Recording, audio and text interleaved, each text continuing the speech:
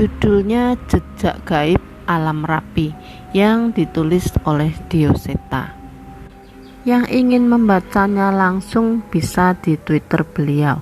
Link akan saya sertakan di deskripsi. Dan jangan lupa follow akun beliau juga. Dan bagi yang belum subscribe bisa langsung subscribe, like, dan komen. Sekarang kita dengarkan ceritanya.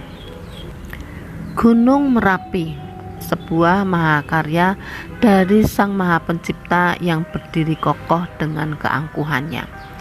Ini kedua kalinya aku mencoba menaklukkan gunung ini. Setelah sebelumnya aku gagal karena sebuah gangguan yang membuatku tersesat ke sebuah desa. Ketika mendengar rencanaku untuk mendaki Gunung Merapi sekali lagi, Rama dan Yanto memaksa untuk ikut menemaniku. Mereka merasa bertanggung jawab membawaku ke puncak gunung ini. Danan, nih pegang. Sebuah HT dan handphone satelit diserahkan oleh Rama kepadaku. Apa toh iki? Niat banget kalian? Tanyaku yang sedikit heran. Wes pegang wae, kamu kan sensitif. Jadi kalau amit-amit terjadi apa-apa, kita gak akan kehilangan kamu lagi. Lihat nih, aku sama Rama juga pegang. Ucap Rama meyakinkanku. Wah, perhatian banget kalian. Tenang aja, aku udah semakin memperdalam ilmu batin. Harusnya kali ini tidak ada halangan yang berarti. Balasku mencoba menenangkan mereka berdua. Iya, kita percaya kok. Tapi dari kejadian dulu kami belajar. Tidak ada satupun gunung yang bisa diremehkan.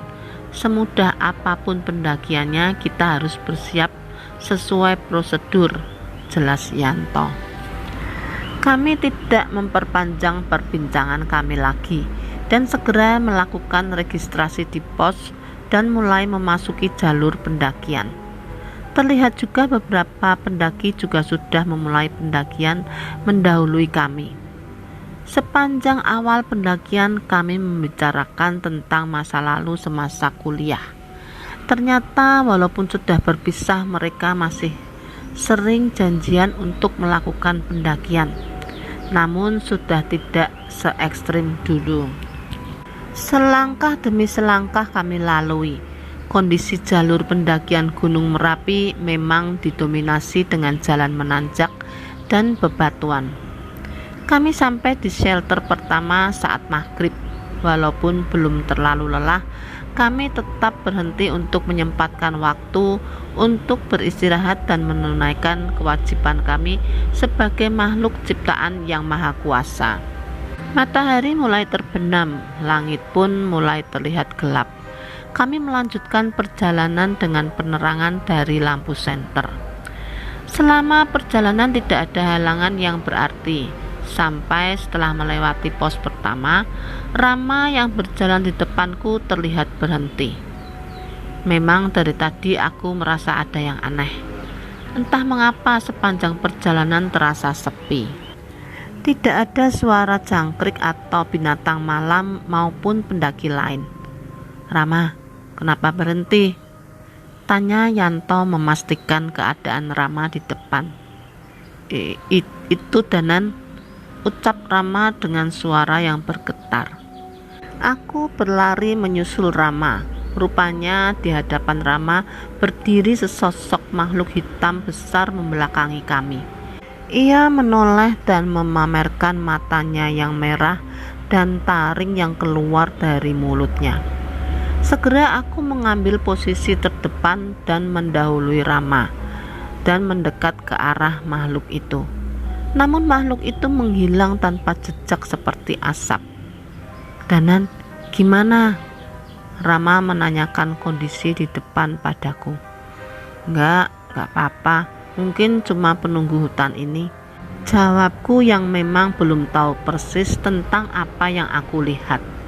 Kami melanjutkan perjalanan, namun entah mengapa aku merasa setelah kejadian tadi jalur yang kami lewati semakin gelap.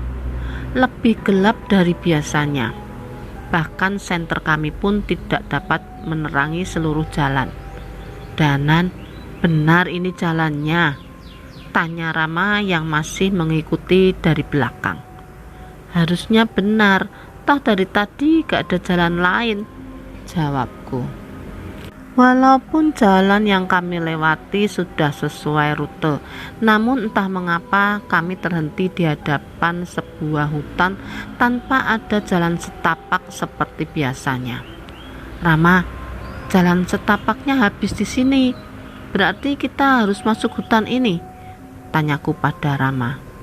"Iya Danan, dulu kita emang lewat hutan sedikit, tapi kok kayaknya beda sama yang sebelumnya ya," jawab Rama kepadaku.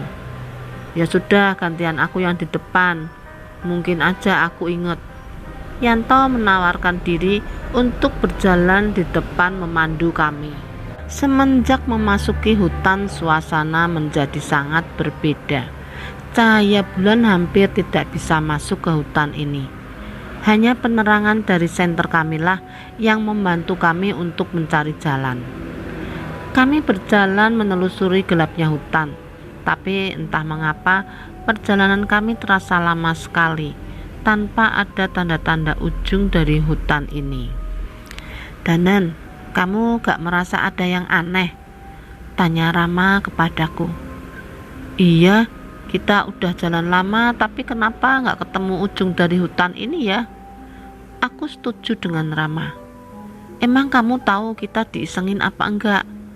Kali ini Yanto mencoba memastikan kepadaku. "Kalau ada yang iseng pada kita, aku pasti sudah sadar. Tapi memang aneh, di gunung yang biasanya banyak makhluk gaib, di hutan ini malah tidak ada sama sekali," ceritaku pada kedua temanku itu. Kami menyudahi perbincangan kami dan mulai berjalan lagi. Entah berapa jam perjalanan hingga lampu senter kami mulai meredup. Saat diselimuti rasa lelah, kami mulai merasa gelisah. Angin dingin yang berembus merubah suasana hening ini menjadi semakin mencekam.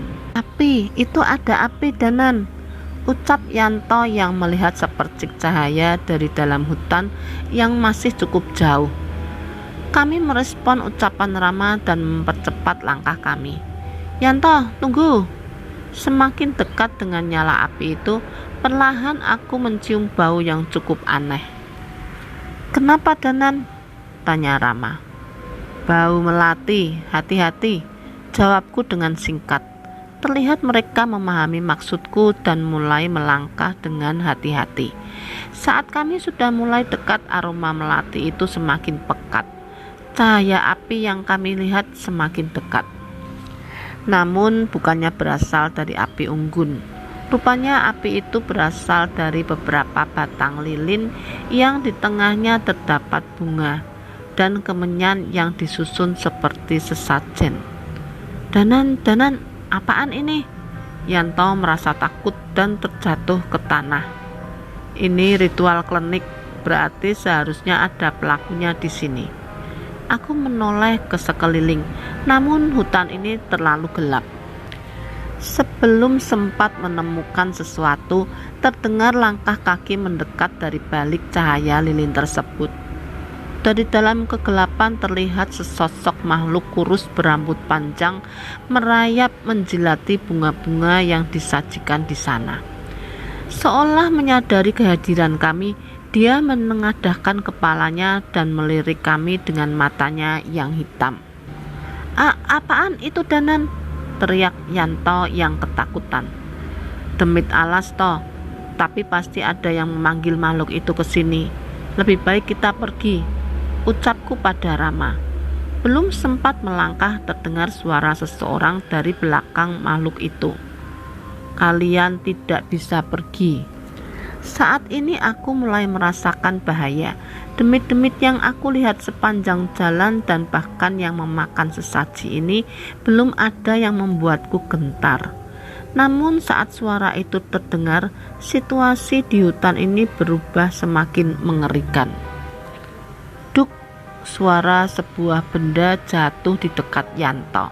Dia menoleh ke arah benda yang jatuh tak jauh dari tempat ia terduduk. Tangannya mencoba meraihnya, namun ia mengenali tekstur yang ia pegang. Penyesalannya sudah terlambat. Saat ini sebuah kepala manusia tergenggam di kepalanya dan mulai menoleh ke arah Yanto.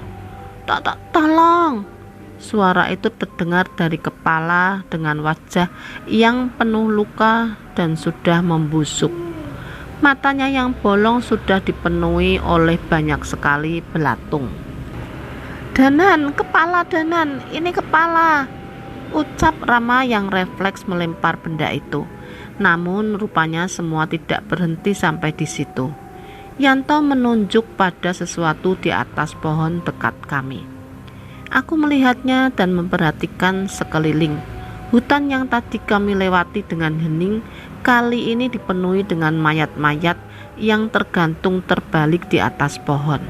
Tidak hanya satu, namun hampir di seluruh pohon di sini tergantung mayat dengan tubuh yang tidak utuh lagi. Gila, hutan apa ini? Aku berusaha tetap tenang sambil mencoba membacakan ayat-ayat suci dan mantra pelindung untuk melindungi kami dari niat jahat makhluk di sekitar kami. Keluar kamu, tunjukkan wujudmu, tantangku kepada makhluk yang berbicara tadi. Bukannya menampakkan diri, bayangan makhluk itu malah terlihat menjauh. Tidak perlu, aku sudah dapat satu.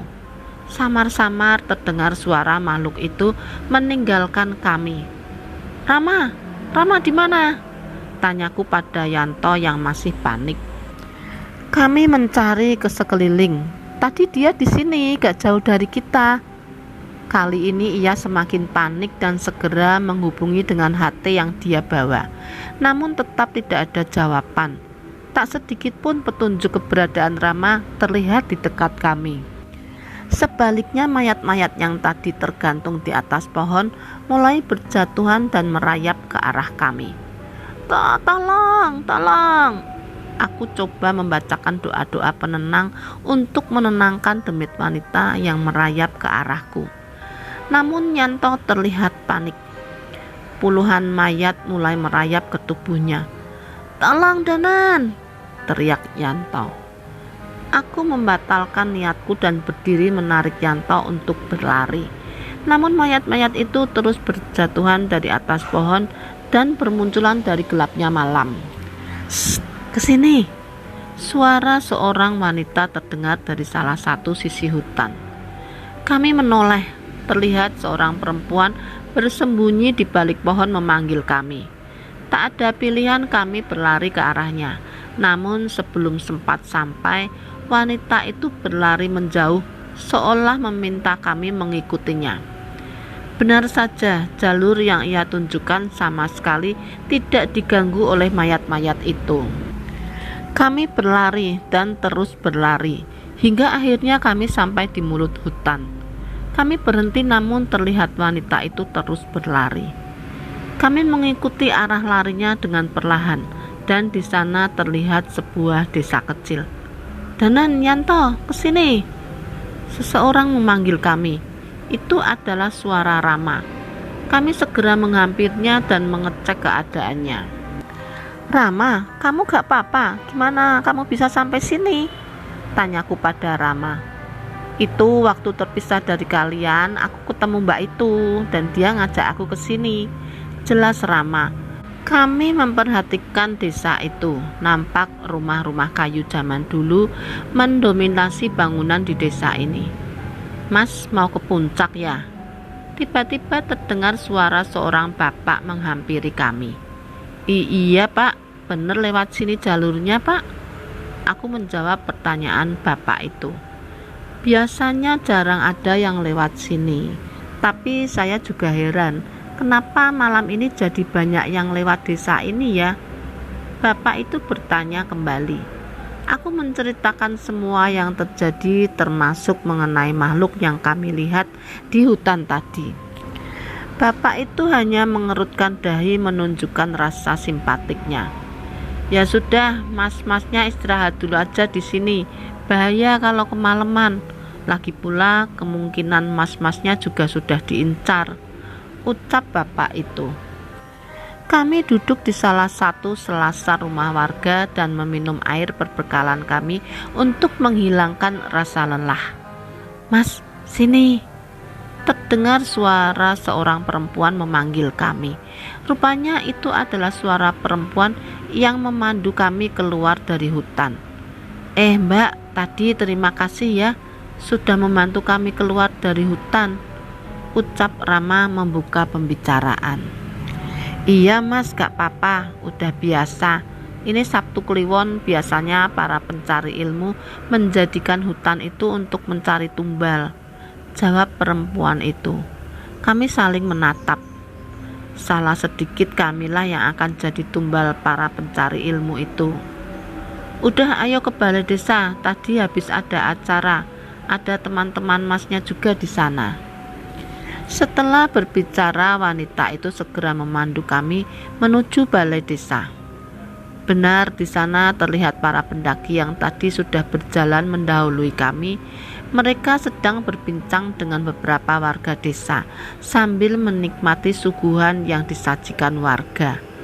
"Monggo mas, istirahat dulu di sini," ucap salah seorang warga desa yang menyambut kami. "Nggih pak, matur nuwun, terima kasih." Kami segera mengambil posisi duduk seadanya di sekitar warga itu. "Bu, ini ada tamu, mbok yo disuguhin apa gitu," perintah orang itu kepada istrinya. "Sudah pak, gak usah repot-repot, kita sudah bawa perbekalan kok," ucapku kepada bapak itu. "Halah, gak repot kok, tadi juga habis ada acara, banyak makanan yang sisa kok," ucapnya. Kami melihat sekitar. Memang terlihat ada panggung dan alat musik tradisional di sana, seolah selesai mengadakan acara. Mataku berpandangan dengan pendaki yang sudah datang duluan dan mengangguk sekedar memberi salam. "Habis ada acara apa toh pak?" tanyaku penasaran.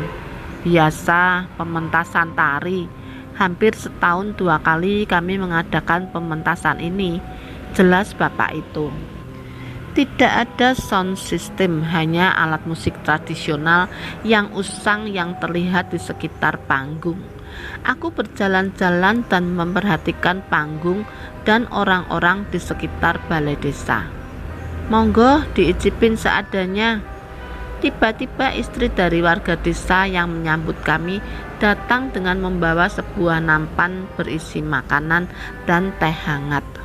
Kebetulan stok airku udah habis, diisi teh hangat cocok nih.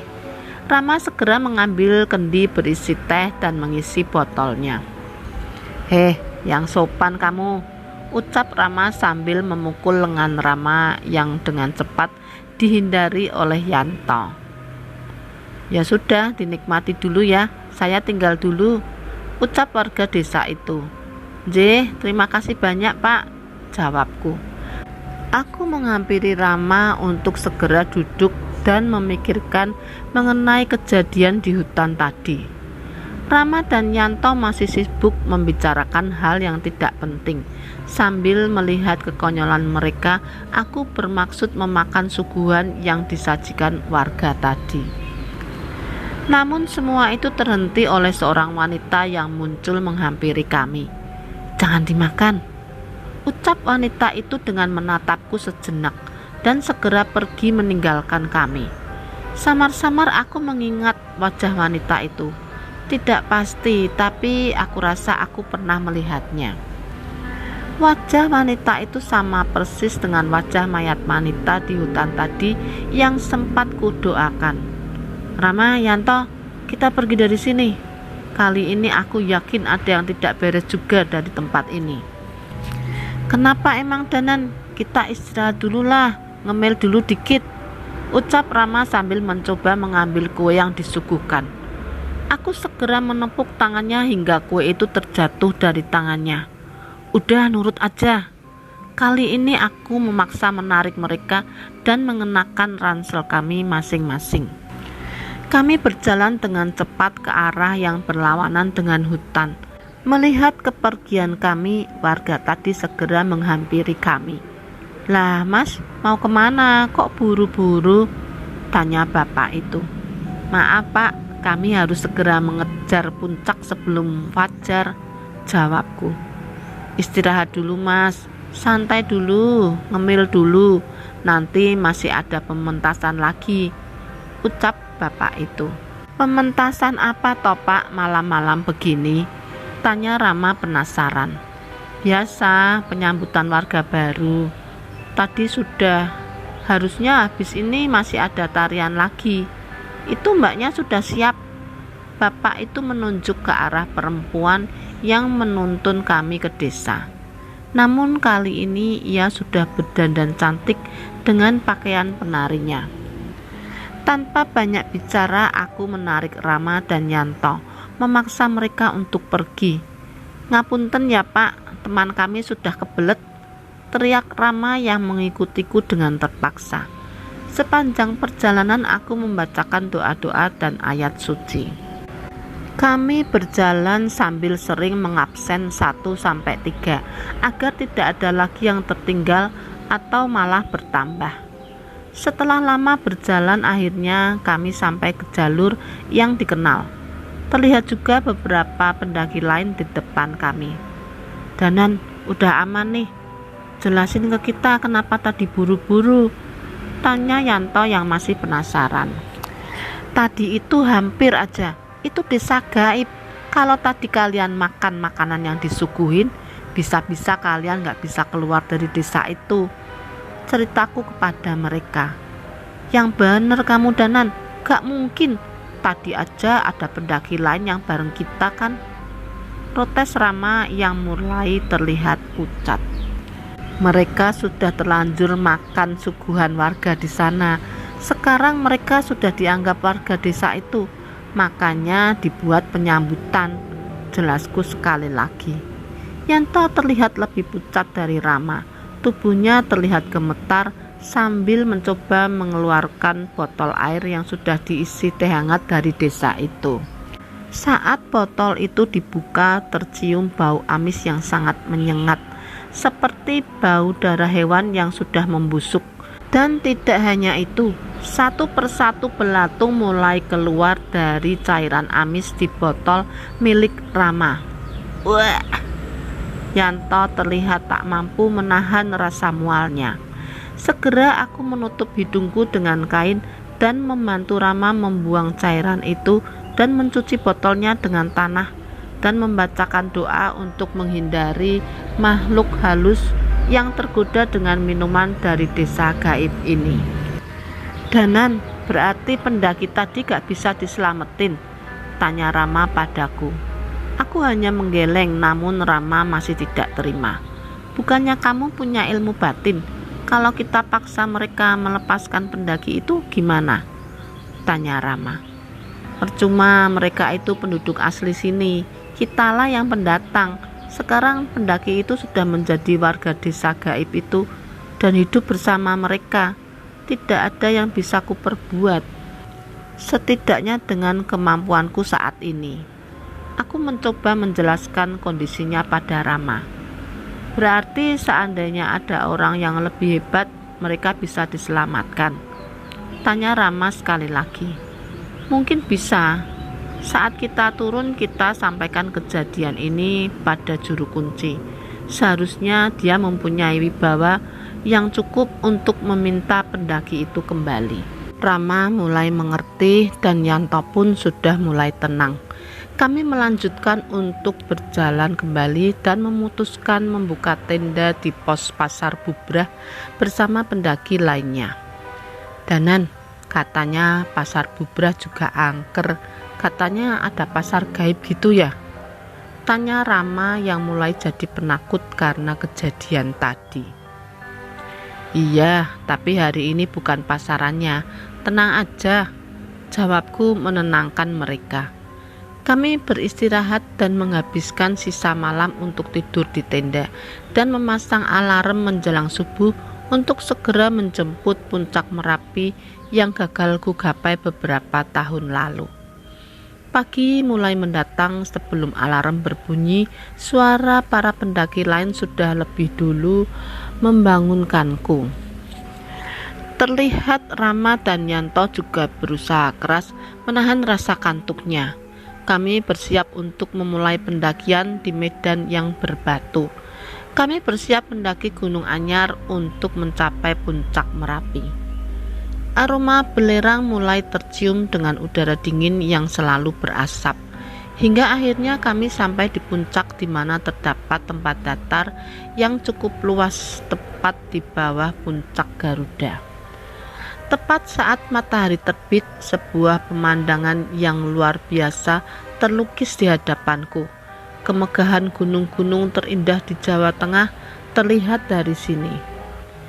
Indahnya Gunung Sindoro, Sumbing, Pegunungan Dieng, dan Gunung Slamet terlihat di horizon barat. Megahnya Gunung Merbabu yang dapat dilihat di sebelah utara, dan Gunung Lawu di sebelah timur yang terlihat berdiri kokoh. Sungguh sebuah keagungan ciptaan yang maha kuasa yang tidak henti-hentinya kukagumi. Seolah seluruh medan berat dan perjalanan yang mencekam tidak lagi berarti setelah melihat semua ini. "Danan sini, aku fotoin," teriak Rama padaku.